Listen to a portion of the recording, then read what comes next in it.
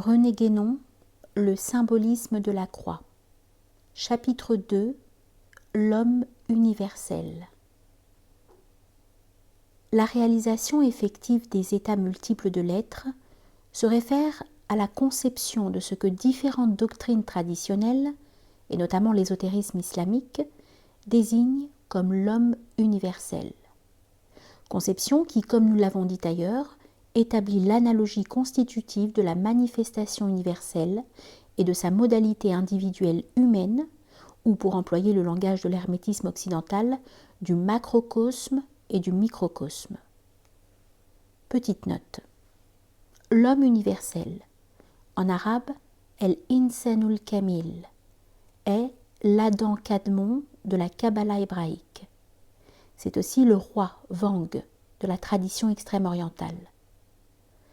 Il existe dans l'ésotérisme islamique un assez grand nombre de traités de différents auteurs sur el-Insanul Kamil. Nous mentionnerons seulement ici, comme plus particulièrement importants, à notre point de vue, ceux de Muhyiddin ibn Arabi et d'Abdul Karim el-Jilli. Fin de la note. Cette notion peut d'ailleurs être envisagée à différents degrés et avec des extensions diverses, la même analogie demeurant valable dans tous ces cas. Ainsi, elle peut être restreinte à l'humanité elle-même, envisagée soit dans sa nature spécifique, soit même dans son organisation sociale, car c'est sur cette analogie que repose essentiellement, entre autres applications, l'institution des castes. À un autre degré, déjà plus étendu, la même notion peut embrasser le domaine d'existence correspondant à tout l'ensemble d'un état d'être déterminé, quel que soit d'ailleurs cet état. Mais cette signification, surtout s'il s'agit de l'état humain, même pris dans le développement intégral de toutes ses modalités, ou d'un autre état individuel, n'est encore proprement que cosmologique.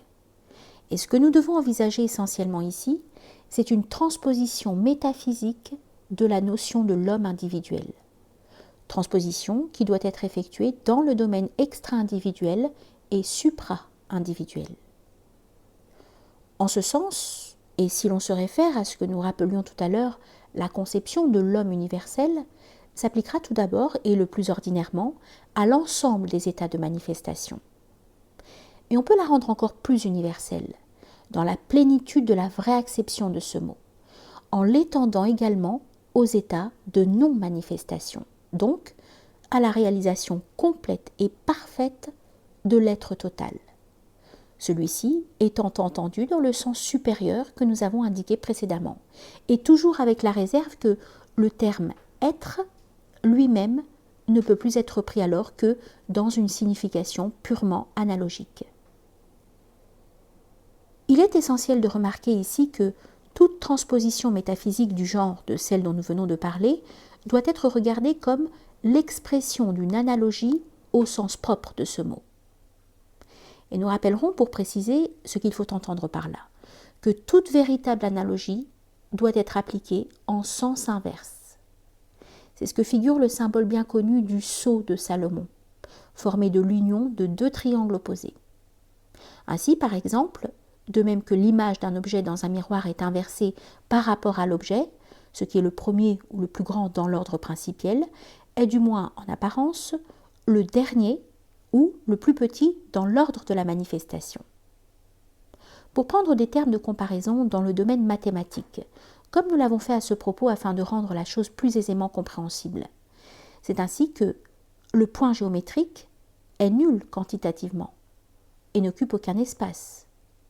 Bien qu'il soit le principe par lequel est produit l'espace tout entier qui n'est que le développement ou l'expansion de ses propres virtualités.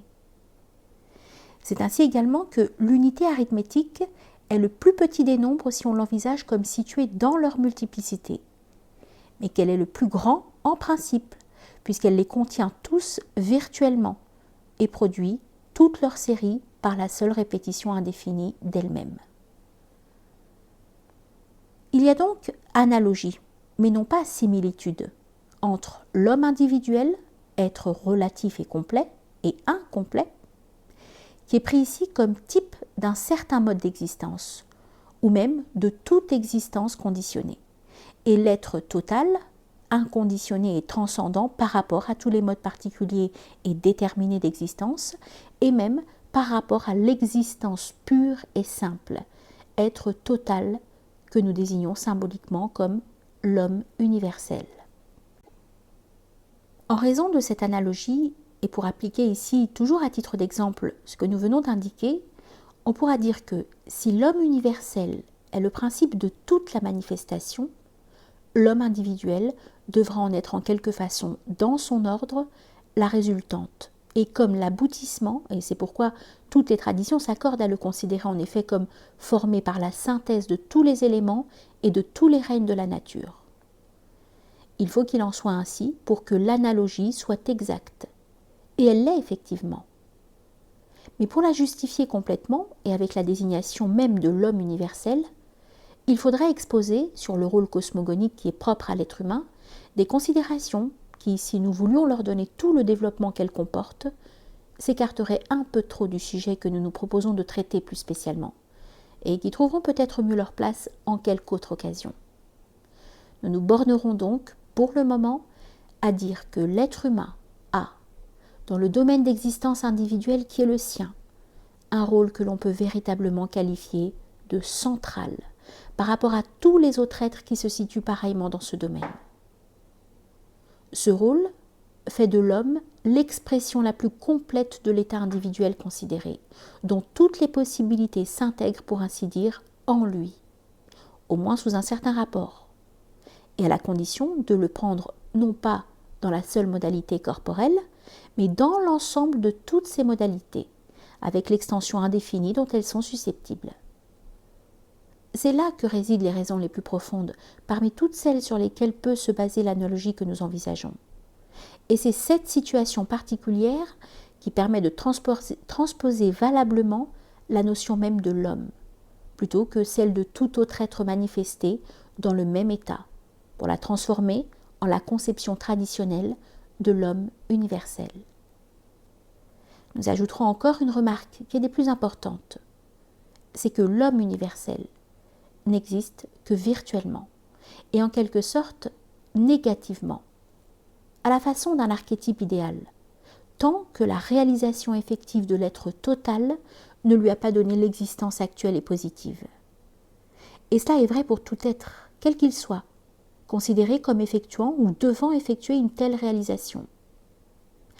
Disons d'ailleurs, pour écarter tout malentendu, qu'une telle façon de parler qui présente comme successif ce qui est essentiellement simultané en soi, n'est valable qu'autant qu'on se place au point de vue spécial d'un état de manifestation de l'être, cet état étant pris comme point de départ de la réalisation.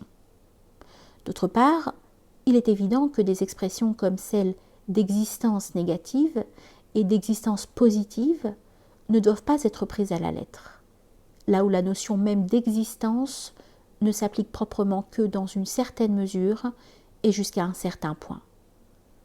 Mais les imperfections qui sont inhérentes au langage, par le fait même qu'il est lié aux conditions de l'état humain, et même plus particulièrement de sa modalité corporelle et terrestre, nécessitent souvent l'emploi, avec quelques précautions, d'images verbales de ce genre, sans lesquelles il serait tout à fait impossible de se faire comprendre, surtout dans des langues aussi peu adaptées à l'expression des vérités métaphysiques que le sont les langues occidentales.